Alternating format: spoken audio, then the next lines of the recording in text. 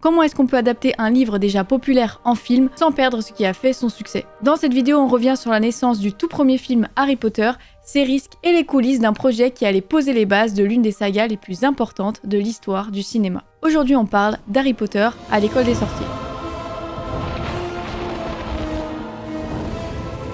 Vous avez vu, je me suis habillée pour l'occasion en plus, alors que je suis même pas Gryffondor, mais bon, c'est parti. Tout commence en 1996. Le producteur David Heyman est à la recherche d'un livre pour enfants qui serait parfait à adapter en film. Son attention va d'abord se porter sur un livre qui s'appelle The Ogre Downstairs de Diana Y. Jones, un roman qui raconte l'histoire de 3 enfants qui ont un beau-père surnommé l'ogre. La situation est compliquée, mais la découverte d'une potion magique va tout changer. Alors malgré le fait que ce soit un concept original, cette adaptation ne va pas se faire. C'est alors que l'équipe de David Heyman, de sa société de production Heyday Films, lui propose un livre qui s'appelle Harry Potter à l'école des sorciers. Alors au départ, il est pas très convaincu, il est pas très emballé, mais finalement il va quand même décider de le lire en se disant pourquoi pas, peut-être que ce sera une bonne surprise, et effectivement ça a été le cas. Il va dévorer le livre et il va être complètement emballé. Après ça, David Heyman présente le projet à la société de production Warner Bros.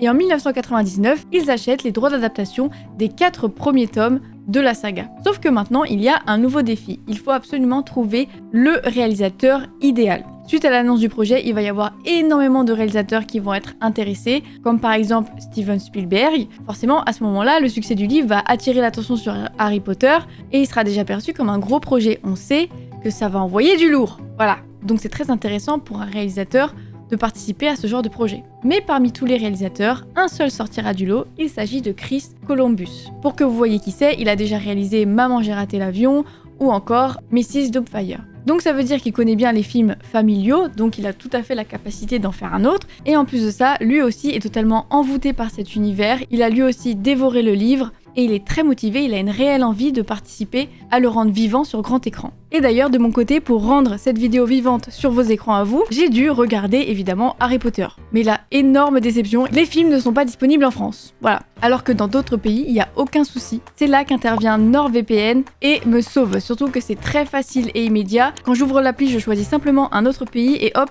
ça y est, mon emplacement virtuel change comme par magie. Et j'ai des films et des séries normalement bloquées qui deviennent accessibles. J'aurais jamais dû découvrir ça, je vais littéralement y passer toutes mes soirées. Mais NordVPN, c'est pas juste pour le streaming. Toute votre activité est chiffrée, donc beaucoup plus de confidentialité. Ils appliquent aussi une politique no-log, ce qui veut dire qu'aucune activité n'est enregistrée. En gros, c'est autant confidentiel qu'un coffre de la banque de Gringotts. Et vous pouvez l'utiliser jusqu'à 10 appareils en même temps, téléphone, télé, tablette, enfin bref, tout ça. C'est pas tout, il y a aussi la protection anti-menace qui bloque les sites frauduleux, vous avertit en cas de phishing et supprime les pubs intrusifs qu'on peut avoir sur Twitch par exemple qui nous embêtent et empêche également les trackers de collecter vos données. Ça fait beaucoup de choses, n'est-ce pas? Et comme ça, vous pouvez naviguer sur internet sans prise de tête. D'ailleurs, c'est grâce à NordVPN que j'ai découvert qu'absolument toute la série Kaamelott est sur YouTube, mais seulement si vous êtes hors de France. Voilà, vous faites ce que vous voulez de cette information, mais en attendant, avec le lien dans la description, vous avez 4 mois offerts sur l'abonnement NordVPN de 2 ans avec 30 jours satisfaits ou remboursés. Revenons donc à Harry Potter. Donc pour que tout ça prenne réellement vie à l'écran, il y a une étape très importante. Avant même les décors, avant même les effets spéciaux, avant même tout ça, il faut absolument trouver les visages de ceux qui porteront l'histoire et qui incarneront ces personnages qui sont déjà gravés dans l'imaginaire de millions de lecteurs. Ça va, il n'y a pas du tout la pression. C'est-à-dire donner un visage à Harry Potter, Ron Weasley et Hermione Granger. Your chance to become a movie star. The makers of the new Harry Potter film are looking for children to play the 3 main roles in the multi-million-pound film. Est-ce qu'il y a vraiment besoin de le dire? Évidemment, il va y avoir des milliers et des milliers d'enfants qui vont auditionner, qui vont se proposer, mais ça va pas être évident, il y en a pas vraiment qui vont s'imposer directement, c'est vraiment un long travail de recherche pour trouver les enfants parfaits. Et surtout, ne pas décevoir les fans. Pour Hermione, Emma Watson découvre l'annonce du casting dans son école, puisqu'évidemment, le meilleur endroit pour trouver des enfants, ce sont les écoles. Et Hermione étant déjà une grande fan de l'univers Harry Potter, elle va forcément sauter sur l'occasion et passer les différents castings. Et ce sera pas si simple, elle va même croire que c'est fichu pour elle, puisqu'il y a une autre fille qui est très intéressante pour le rôle d'Hermione car elle correspond très bien à la Hermione du livre, que ce soit aussi bien physiquement que mentalement, sauf qu'il y aura un détail qui fera la différence avec Emma Watson, c'est que le personnage d'Hermione est parfois, on peut le dire, un peu agaçant. Pour le livre ça fonctionne très bien, mais pour le film il faut quand même une Hermione un minimum attachante. C'est pour ça qu'Emma Watson fera la différence et c'est elle qui sera choisie, puisqu'elle avait ce truc en plus où on pouvait s'attacher à elle. Au fait, je te signale que tu as une tache sur le nez. Tu le savais? Juste là. À côté, on a Rupert Grint, qui apprend l'existence des auditions en regardant la télé. Lui aussi, il est fan des livres, et il ressent vraiment une connexion avec le personnage de Ron Weasley. Il va d'abord envoyer une photo, sauf que un mois se passe et il a pas de réponse, et il va tenter une deuxième fois en envoyant une vidéo cette fois-ci où il lira un passage du livre.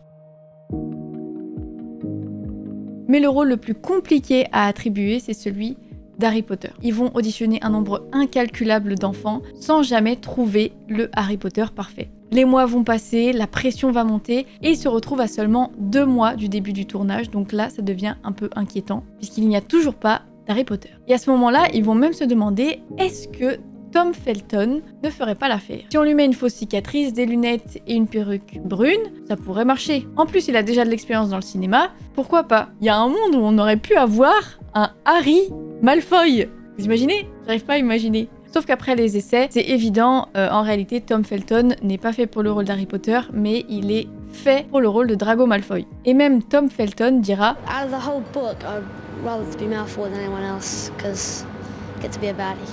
c'est bien beau, mais en attendant, il n'y a toujours pas de Harry Potter. Alors que la situation devient très compliquée, le réalisateur va tomber sur une cassette du film David Copperfield. Et sur cette cassette, un garçon va attirer son attention, il s'agit de Daniel Radcliffe. Ils vont s'intéresser à son jeu d'acteur, ils vont regarder ce qu'il fait, et en fait, ça devient une évidence. Harry Potter, c'est lui. Le problème, c'est que Daniel Radcliffe, c'est un enfant, et ceux qui décident, ce sont ses parents, et ils sont pas vraiment convaincus. Ils trouvent que c'est vraiment un gros projet, que ça va littéralement bouleverser sa vie, donc ils vont d'abord refuser. Mais le producteur, il va pas lâcher l'affaire si facilement, il va se rendre à une pièce de théâtre, et comme par hasard, Daniel Radcliffe et ses parents vont aussi voir la même pièce et ils seront dans la salle.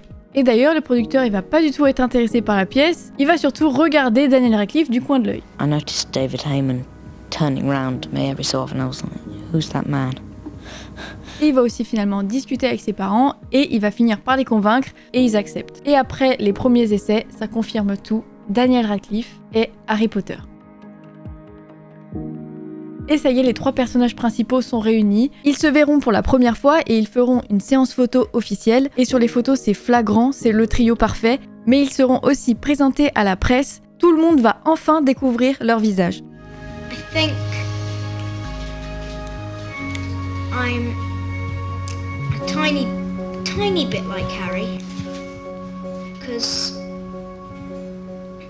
I'd like to have an owl. Et d'ailleurs, très vite se crée une alchimie entre eux et ça prouve justement que le casting est réussi. C'est pas seulement un bon choix individuel, c'est aussi un trio qui fonctionne très bien ensemble. Tu es Harry Potter? Je suis Hermione Granger. Et toi, tu es... Moi, Ron Weasley. Enchantée. Mais du côté des adultes, c'est différent. Il y a certains acteurs qu'on a failli ne jamais voir dans ce film. Comme par exemple Alan Rickman qui hésite à accepter le rôle de Rogue car il a déjà incarné de nombreux méchants et il ne veut pas être catégorisé comme méchant. Mais ce sont finalement ses neveux et nièces qui sont ravis à l'idée de le voir dans Harry Potter et qui vont le pousser à accepter le rôle. Il n'y aura ni baguette magique, ni incantation idiote dans ce cours. Et c'est marrant parce que c'est la même situation pour Richard Harris, qui joue Dumbledore. Il était sur le point de refuser le rôle quand sa petite fille va lui dire que s'il refuse le rôle, elle arrêtera de lui parler. Voilà. Cette menace a marché puisqu'il acceptera le rôle de Dumbledore et sa petite fille pourra dire que son grand-père a été Dumbledore. Et ça, c'est très stylé. Pas de chance. Crotte de nez.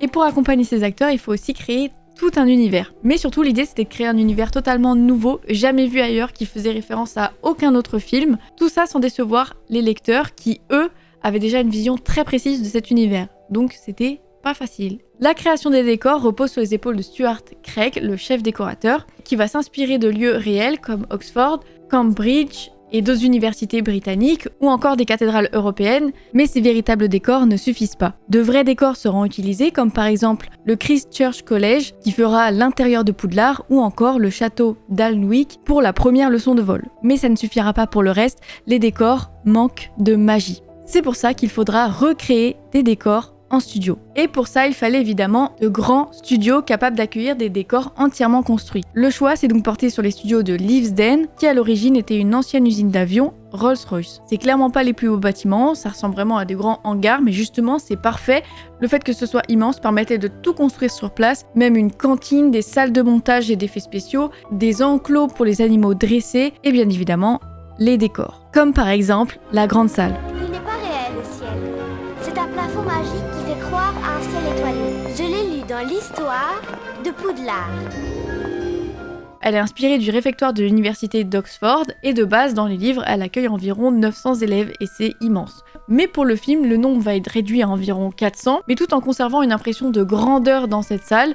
Donc même si elle est plus petite, elle est tout aussi belle que dans les livres, je pense. Mais le plus impressionnant, c'est que tout ça a été véritablement construit et de nombreux éléments sont réels, comme par exemple les coupoles de feu qui sont accrochées ou les fameuses bougies suspendues, ce sont des réelles bougies avec des vraies flammes. Elles sont accrochées par de simples fils. Imaginez juste toutes les bougies qu'il fallait allumer avant le tournage. Par contre, ça devait être un enfer. Et c'est pas le seul à avoir été construit. D'autres décors emblématiques aussi ont été complètement construits, comme par exemple le chemin de traverse, parce que c'était impossible de trouver une rue qui existe déjà, qui ressemble à 100% au chemin de traverse. Il y aurait forcément eu des boutiques modernes, et ça fonctionne pas du tout dans un monde comme celui-là. Donc le mieux, c'est de tout construire. Au moins, ils avaient la possibilité de faire ce qu'ils voulaient. Donc ce sera vraiment une rue biscornue, inspirée d'ailleurs de l'univers de Charles Dickens. I had an absolutely obsessive assistant on the first film, one who was deeply into Harry Potter, and she masterminded Diagon Alley with everything catalogued, and we took all the names from the book and just sort of expanded them. Mais à côté de ça, ils ont aussi tenté de filmer dans de réels décors, mais ça ne s'est pas passé comme prévu. Par exemple, la scène du début chez les Dursley, à l'origine, a été tournée en extérieur avec de vraies maisons, choisies exprès pour leur aspect fade, pour montrer qu'ici c'est sûr, il n'y aura pas de magie puisqu'on voit qu'aucune créativité n'est possible dans cet endroit, il n'y a pas beaucoup de couleurs quoi. Mais entre la météo et les imprévus, ça devient trop compliqué, donc le mieux encore une fois, c'est de reconstruire les maisons à l'identique dans un studio. Et ce décor, il sera réutilisé pour les 7 films, donc autant dire qu'il a été bien rentabilisé. Privet Drive was fun to do. I remember we did spend some time looking for the ugliest sofas, the worst tiles for the kitchen, and lots of nasty pictures on the walls, and lots of certificates of Dudley's achievements, like swimming a quarter of a width in the swimming pool thing. Ils sont merveilleux, hein, mon chéri? Combien il y en a? Mais le décor le plus impressionnant, je trouve, dites-moi si je me trompe, c'est l'échiquier géant. Lorsqu'Harry, Ron et Hermione se retrouvent à devoir jouer aux échecs version sorcier. Le décor n'est pas en 3D, il a réellement été construit, alors ce n'est pas réellement de la pierre. Le but c'était de pousser le réalisme jusqu'au bout, en faisant réellement bouger les statues, enfin seulement pour changer de place, mais aussi les explosions. En gros, les acteurs jouaient au milieu du décor qui était bien réel et avec de vraies explosions. Actually still got a broken piece of the I think it was the horse. So that was cool. Let me walk it with him once. Et cette pièce elle est particulière parce qu'à part le décor qui est hyper impressionnant, c'est la première fois dans le film que Ron prend réellement les choses en main. Et encore mieux, il va même se sacrifier. Harry, c'est toi qui dois continuer. Je le sais. Pas moi, pas Hermione. Toi. D'ailleurs, le réalisateur avait pensé à tout. Pour cette partie d'échecs, il avait fait appel à Jeremy Stillman, un maître international américain du jeu d'échecs, pour permettre de filmer une partie d'échecs réaliste, et que le sacrifice de Ron soit inévitable. Alors il y a sûrement beaucoup de personnes qui n'auraient même pas remarqué, mais c'est quand même important pour les connaisseurs. Mais malheureusement, la partie a dû être coupée au montage pour que ça fonctionne mieux à l'écran, et la partie d'échecs n'est finalement plus la même qu'au départ, mais du coup, l'acte de Ron devient encore plus héroïque, car en réalité, le sacrifice de Ron n'était pas obligatoire, ça aurait pu être aussi Harry qui joue. Donc Ron choisit volontairement de se sacrifier. Et vous allez me dire, mais Poudlard dans tout ça? Eh bien, ce qui est étonnant, c'est que Stuart Craig n'était même pas fier du rendu de Poudlard, alors il va décider de l'améliorer au fur et à mesure des films. Donc on n'aura pas le même Poudlard dans le premier que dans les derniers films. Et une fois la pré-production terminée, il faut passer au tournage. Sauf que très vite, quelque chose devient compliqué, la majorité des acteurs sont des enfants. Et un tournage avec des enfants, c'est forcément bien plus compliqué qu'un tournage classique avec des adultes. Le plateau se transforme presque en colonie de vacances, mais sans vacances. Forcément, ils ne doivent pas être coupés du monde, donc ils doivent continuer d'aller à l'école. Donc pour ça, ils auront 3 heures de cours le matin, 1 heure pour déjeuner le midi, et ensuite 4h30 de tournage l'après-midi, et 15 minutes de pause toutes les heures. Donc en gros, ça représente environ 4 heures par jour de tournage avec eux, et c'est extrêmement peu pour un film, surtout de cette ampleur. Alors forcément, avec 4 heures par jour, ça va durer beaucoup plus longtemps. Le tournage durera à peu près 10 mois, alors que sur un film du même genre, on compte environ 4 à 6 mois. C'est beaucoup plus long, mais c'est indispensable pour respecter le rythme des enfants et leur bien-être, et surtout pour qu'ils se sentent bien et plus ils se sentent bien, mieux c'est pour jouer quoi. Mieux on a de bons acteurs aussi. Et puis clairement il faut imaginer la situation, imaginez à leur âge, ils vivent un truc de fou, une expérience incroyable, ils se font de nouveaux amis, ils découvrent un univers, bon même s'il y a beaucoup de caméras, mais un univers magique avec des décors incroyables. Ils sont aussi très contents d'être là et d'ailleurs ils vont très souvent sourire juste parce qu'ils sont contents d'être là et de vivre ça, ce qui va parfois gâcher certaines scènes puisqu'ils sont pas censés sourire à ce moment-là. Surtout celui qui joue Ron Weasley et c'est pas si étonnant, ça colle bien avec son personnage finalement. Et pour pallier à tout ça et pour être le plus productif possible, à part le fait d'être très patient et très pédagogue, le tournage est aussi pensé différemment. Il y aura beaucoup plus de plans avec différentes caméras qui tourneront en même temps pour permettre d'avoir un maximum d'images possibles avec le maximum de plans aussi possible pour qu'ensuite au montage on puisse récupérer le meilleur jeu d'acteur de chaque enfant. C'est pour ça que dans le film final, quand on regarde bien, le montage a beaucoup de coupes et c'est un montage très rythmé, c'est assez rapide. C'est comme ça qu'on obtient le meilleur rendu possible à l'écran. Qui rend immortel celui qui le boit. Immortel? Ça veut dire qu'on ne meurt jamais. Je le savais, merci. Chut. D'ailleurs, le tout premier jour de tournage correspond en réalité à la dernière scène du film, celle à la gare. Une scène très émouvante, particulièrement difficile à jouer, surtout pour un premier jour. En plus de ça, Emma Watson et Rupert Grint n'avaient encore jamais joué avant, et ils se retrouvent dès leur première scène face à une foule de figurants. Ils sont entourés d'enfants qu'ils ne connaissent pas, ils sont littéralement terrifiés, et honnêtement, n'importe qui à leur place l'aurait été, franchement. Et bien sûr, sinon c'est pas drôle, tout ne se passera pas comme prévu. Par exemple, Daniel Radcliffe devait avoir les yeux verts, comme dans les livres, et il va donc porter des lentilles, sauf qu'il y est allergique. Déjà, ça commence pas très bien. Il les supporte pas, donc il va devoir les retirer, et donc Harry Potter, à ce moment-là, aura définitivement les yeux bleus. Et ce qui est drôle, c'est que finalement, ce problème va se transformer en quelque chose de positif, puisque dans la scène, ses yeux, ils sont rouges, ça donne l'impression qu'il est ému, qu'il est presque sur le point de pleurer, alors qu'en fait, il faisait simplement une réaction allergique. Voilà. Et d'ailleurs, même situation pour Hermione, qui dans les livres est censée avoir les dents en avant. Et pour respecter ce détail, Emma Watson portait de fausses dents. C'est horrible. Très vite, tout le monde se rend compte que c'est pas beau, que ça va pas, et les prothèses vont être retirées, et cette scène, elle va être montée de façon à ce qu'on la voit pas trop. Mais si vraiment on fait attention, on peut voir que dans cette scène, elle avait les dents en avant. Tu viens, Harry? Une seconde. Et en parlant de prothèses d'ailleurs, est-ce que vous aviez déjà remarqué qu'Hagrid a une tête bizarre lorsqu'il est dans certains plans? En réalité, l'acteur qui joue Robbie Coltrane n'était pas assez grand pour incarner Hagrid à l'écran. Les illusions de taille, comme les plans en contre-plongée, ça fonctionne très bien, mais seulement sur des plans serrés. Et dès qu'on passe en plan large, et surtout quand Hagrid est à côté d'autres personnages et qu'il doit être beaucoup plus grand, là, ça se complique. C'est pour ça qu'ils vont prendre une doublure et il s'agit de Martin Bayfield.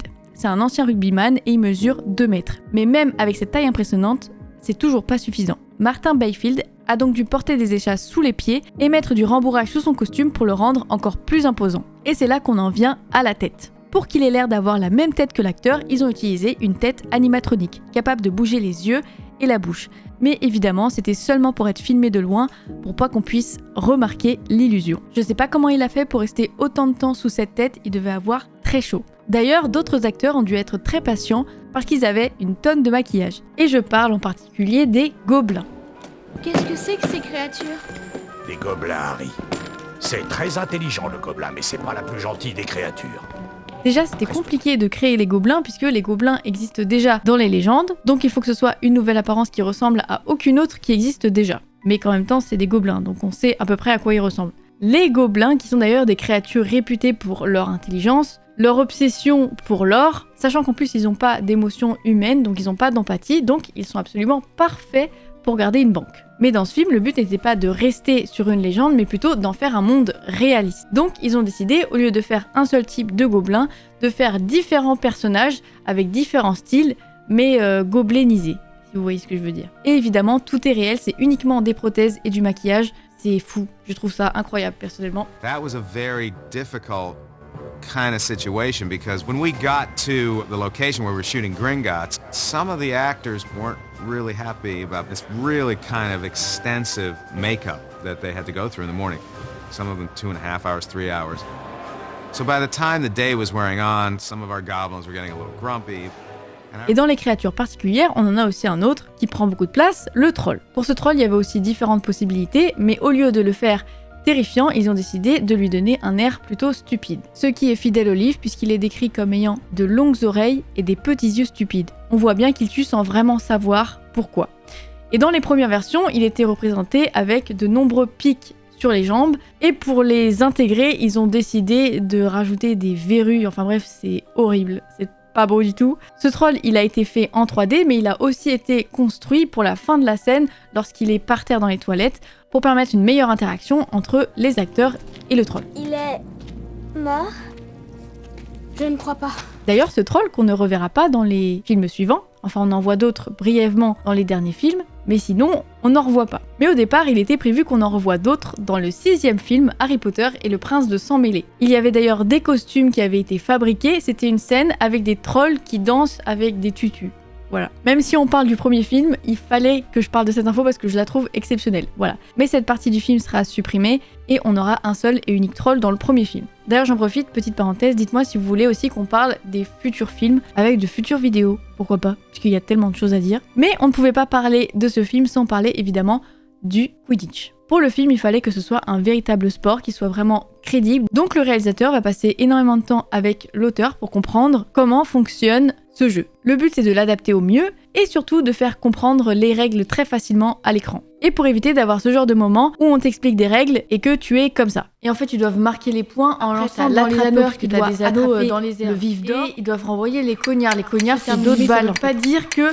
Surtout que le problème, c'est qu'il fallait que le film soit bientôt terminé, alors que les scènes de Quidditch ne sont pas encore tournées. Le studio n'était pas encore construit totalement comme il voulait, donc pour essayer de gagner du temps, ils ont commencé à faire les plans en animation du match de Quidditch, ils ont fait le montage et ils ont tourné uniquement les plans qui manquent au montage et évité de perdre du temps à faire des plans qui ne serviront peut-être pas. Donc tout était très précis. Surtout que même après le tournage, il fallait absolument pas perdre de temps pour la suite. Lorsque ce film part officiellement en post-production, le deuxième est déjà en préparation pour être tourné rapidement, alors que le premier n'est même pas encore sorti. Puisque les acteurs ont un âge où ils grandissent très très vite, donc s'ils attendent 1 an, ils seront déjà métamorphosés, c'est pas possible. D'ailleurs, déjà dans le premier, on peut voir une différence de voix entre les scènes, puisque Harry à ce moment-là était déjà en train de muer. We're not allowed to do magic away from Hogwarts. I'm Harry Potter.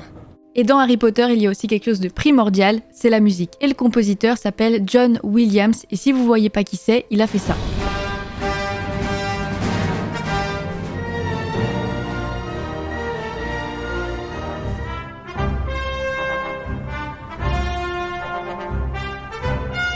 Donc là, on comprend tout de suite qu'il ne s'agit pas de n'importe qui, et en quelques notes seulement, John Williams est capable de rendre un film immédiatement reconnaissable.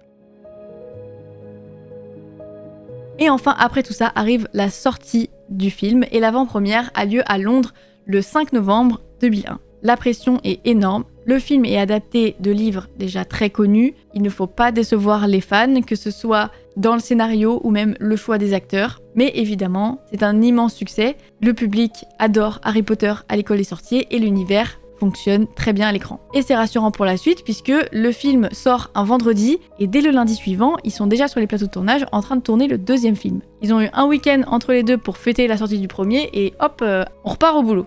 La saga est officiellement lancée.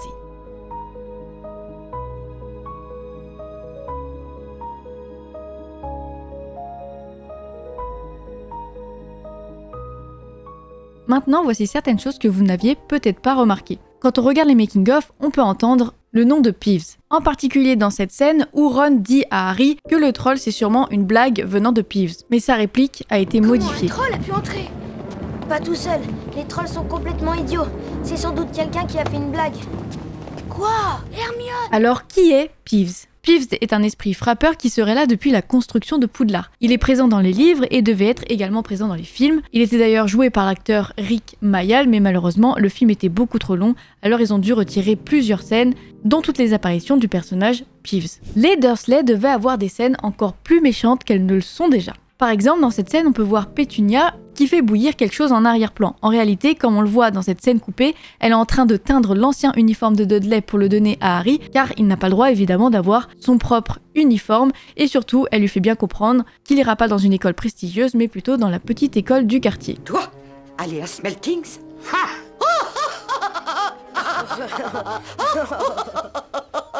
Ne sois pas ridicule. Voyons, ta place est à l'école communale. Toi, et voilà ce que tu porteras quand j'aurai fini de le teindre. Cette scène, elle est disponible dans la version longue, contrairement à ce passage qu'on peut apercevoir dans le making-of, où Vernon Dursley brûle la fameuse lettre destinée à Harry Potter pendant qu'il crie, bloqué derrière une porte.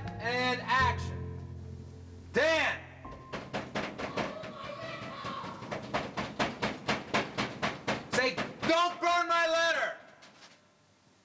Oh, his eyes are wide. Go ahead. Alors sachant que ça vient du making-of, on sait pas vraiment pourquoi ça a été retiré, peut-être que c'était trop violent. Mon garçon, la magie, ça n'existe pas. Voilà, c'est la fin de cette vidéo. Merci encore à NordVPN d'avoir sponsorisé cette vidéo. Dites-moi dans quelle maison vous êtes. Je suis en train de trahir ma maison puisque je suis Poufsouffle. Les Poufsouffles, on est ensemble. Faut qu'on soit soudés les Poufsouffles parce qu'on en prend plein la figure. Abonnez-vous, peu importe de quelle maison vous êtes acceptés. N'ayez pas peur. De toute façon, une menace par une Poufsouffle, bon voilà. Dites-moi aussi si vous êtes intéressé pour voir des vidéos sur les films suivants. Dites-moi aussi quel est votre film préféré de la saga. Vous pouvez vous abonner aussi à mon Instagram. Et merci beaucoup. Et on se dit à la prochaine. Bisous! Leviosa. Non, stop. Tu vas finir par crever un œil à quelqu'un. Et puis d'ailleurs, tu ne sais même pas le prononcer. C'est Leviosa. Et pas Leviosa. Fais-le, toi, puisque t'es si intelligent.